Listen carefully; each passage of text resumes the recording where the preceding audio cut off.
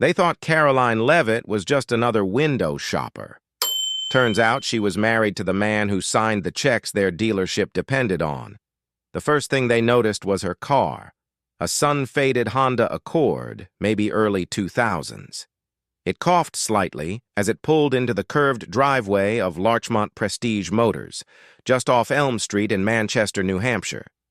The dealership was sleek and modern, with soft jazz playing from hidden outdoor speakers and rows of polished imports gleaming under the morning sun. Karoline parked near the entrance and stepped out. She wasn't a regular at dealerships like this. She didn't have that polished, put-together air that screamed, "I'm about to spend 6 figures." She was dressed casually in jeans and a simple sweater, nothing extravagant. As she walked past the cars, no one noticed her at first. Inside, Greg Monroe, the dealership's general manager, was busy arranging his schedule for the day. The showroom was quiet, with only a few salespeople scattered around, chatting and cleaning cars. As Karoline walked in, the receptionist didn't immediately greet her.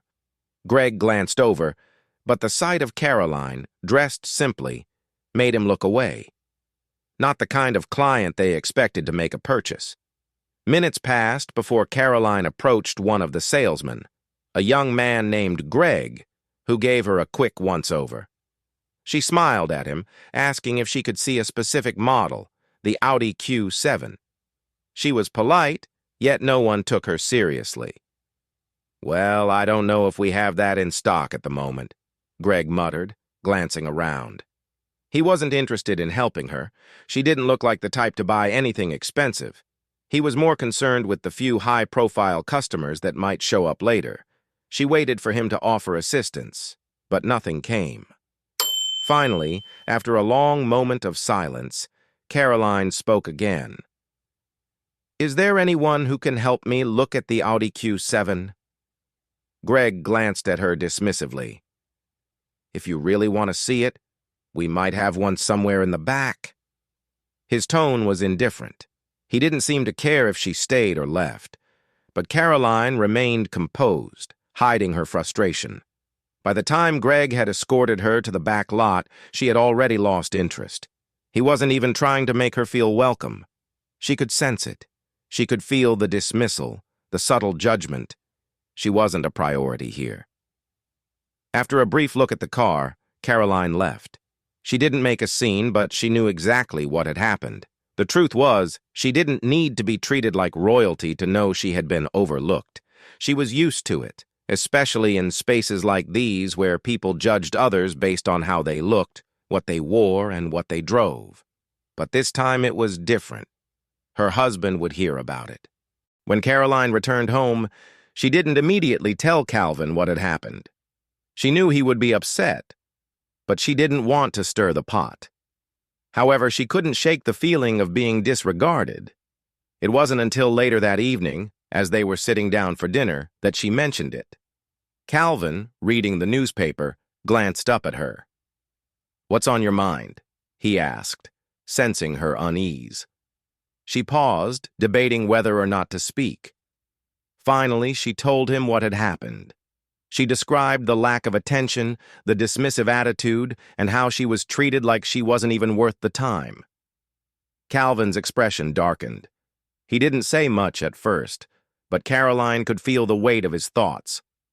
After a few long moments, he set down his paper. "Let's go there tomorrow," he said calmly. "I'll handle it." The next day, Calvin arrived at Larchmont Prestige Motors with a purpose. He walked in with his usual confident demeanor. As he approached the front desk, Greg Monroe looked up, startled. "Good morning," Calvin said, his tone polite but firm. "I'm here because my wife visited your dealership yesterday. She was interested in a particular model, but she wasn't greeted. When she finally asked for help, she was told, politely, I assume, that she wasn't a priority." Greg's face paled. He knew exactly where this was heading. "I'm sorry," Greg stammered, attempting to recover. "I didn't know she had come in. If I had, I would have treated her differently." "That's the problem," Calvin said smoothly. You shouldn't have to know who someone is to treat them with basic decency. Calvin's voice remained calm, but there was a palpable disappointment in his words. It wasn't anger that filled the room, but something worse. Disappointment. Greg was already starting to feel the pressure. "If there's anything we can do to make it right," Greg began. "No," Calvin interrupted. "We were considering buying a fully loaded Q7 cash, but we'll be taking our business elsewhere." Greg flinched. "Mr. Leavitt, I assure you this isn't how we normally operate," he said, desperate to fix the situation. "I'll speak with the team involved." Calvin turned to leave, but paused at the door. "Oh, and Mark," he added, "next time someone walks in looking like they don't belong, assume you're wrong." With that, Calvin left the dealership. He had made his point, but the consequences were just beginning. The next few days would see a ripple effect. Calvin's actions weren't just about one missed sale. They were about something far larger. Reputation. Reputation in Calvin's world was currency, and it could change in an instant. And the dealership? They would learn that the hard way. By noon the next day, the consequences were already being felt. Calvin had made a series of phone calls, discreetly informing the right people about what had happened to his wife. He didn't dramatize the situation. He simply explained that Karoline had been ignored. The underlying message was clear. Don't let this happen again, especially when you're dealing with people who have connections. Back at the dealership, the mood had shifted dramatically. Mark Driscoll, the general manager, was on edge, constantly on the phone with clients trying to salvage the situation. One of their corporate leasing clients was already reviewing their relationship with Larchmont Prestige Motors, which meant they were considering pulling out. Greg Monroe, still rattled by the encounter with Calvin, kept to himself. Every time a new customer walked through the door, he expected Calvin to return. He hadn't told anyone directly that it was him who had brushed off Karoline, but people were starting to put the pieces together. Meanwhile, Calvin was at home in his study, sipping black coffee and staring out at the oak trees in the backyard. He wasn't smiling. He wasn't satisfied, but he wasn't angry either. He was simply thinking. Karoline had no idea what was going on. She was at her niece's recital, cheering from the third row, blissfully unaware of the growing tension at Larchmont Prestige Motors. By the time Karoline returned home, things had escalated. She entered the sunroom where Calvin was reading and kissed him on the top of his head. "Hey," she said, sitting beside him. "Did you have a good day?" He didn't look up immediately, but nodded. "I did. Did you enjoy the recital?" "She did great," Karoline replied, smiling. "Hit every note." Calvin set his book down, his voice soft. "Dinner plans?" "I figured we could order from that Thai place you like." "Sounds good," Karoline thought. There was a beat of silence before she tilted her head. "By the way, did Paul mention anything to you about the dealership?" Calvin looked up at her, his eyes narrowing slightly. "About what?" "About yesterday," she said slowly. Calvin paused, then he answered calmly. "He did." Karoline's face tightened. "I didn't want to make a thing out of it." "You didn't?" he asked, his tone giving her pause. Something in his voice made her stop. "What did you do?" she asked slowly. "Nothing dramatic," Calvin said, setting his book aside.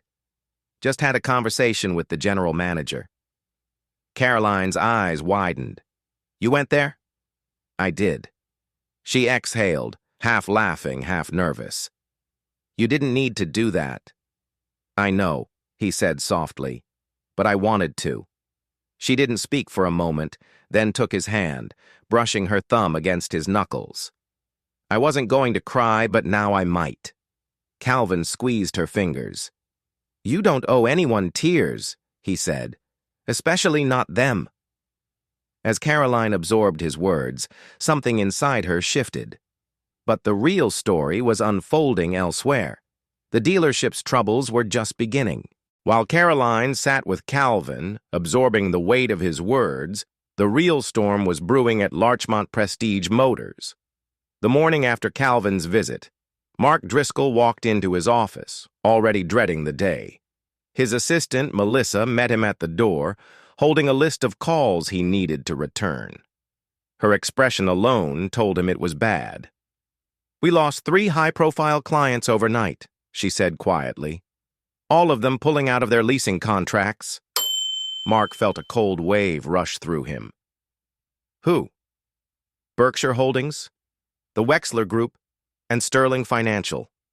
Mark swore under his breath. These weren't just any clients. They were the backbone of their corporate leasing program, million-dollar accounts. "Did they say why?" he asked, already knowing the answer. Melissa hesitated before replying. "They said it was a reputation issue." Mark slammed his briefcase onto his desk. The message was clear. Karoline Leavitt's quiet, calculated response had sent a ripple effect through the business world, and people were taking notice.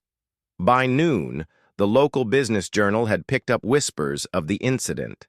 An anonymous source, most likely one of the corporate clients, had hinted at unprofessional behavior at Larchmont Prestige Motors, prompting speculation online. The dealership's name had started circulating on LinkedIn, with executives discussing customer treatment and corporate responsibility. For a dealership that prided itself on exclusivity and top-tier service, this was a nightmare. Greg Monroe, the salesman who had brushed off Karoline, had been avoiding eye contact with everyone all morning. He had known something was wrong the second Calvin walked in, but he hadn't expected things to spiral this fast. By early afternoon, Mark called an emergency meeting. The showroom was eerily quiet as he gathered the team. "We have a serious problem," he began, looking at each of them. "I need to know exactly what happened when Mrs. Leavitt walked in here." Greg swallowed hard but didn't speak. One of the other salespeople, Jason, finally broke the silence. She wasn't greeted. Greg didn't take her seriously. Mark's jaw clenched. He turned to Greg. "Is this true?" Greg hesitated, then nodded. I didn't know who she was." Mark exhaled sharply. "That's the point, Greg. You shouldn't have to know who someone is to treat them with respect." Silence filled the room. The weight of Mark's words was crushing. Then Melissa walked in, looking pale. "Mark," she said, voice low. "There's a problem." "What now?" he muttered. She handed him her phone. The screen displayed an email from Audi's regional corporate office. Subject: Urgent, Dealership Conduct Review. Mark's face drained of color as he read. By the time the sun set, it was clear. Larchmont Prestige Motors was in real trouble. Audi had launched an internal review of the dealership's customer service practices. While nothing was official yet, Mark knew what this meant. If the corporate office decided they had violated company standards, their dealership could lose priority access to high-end inventory. In the worst-case scenario, they could even lose their franchise rights. That evening, Greg Monroe packed up his desk. Mark hadn't fired him. He didn't need to. The shame alone had pushed Greg to resign. But even as he walked out, Mark knew it wouldn't be enough. The damage was already done. And somewhere across town, Karoline Leavitt sipped his coffee, knowing he wouldn't have to say another word. The world had already spoken for him.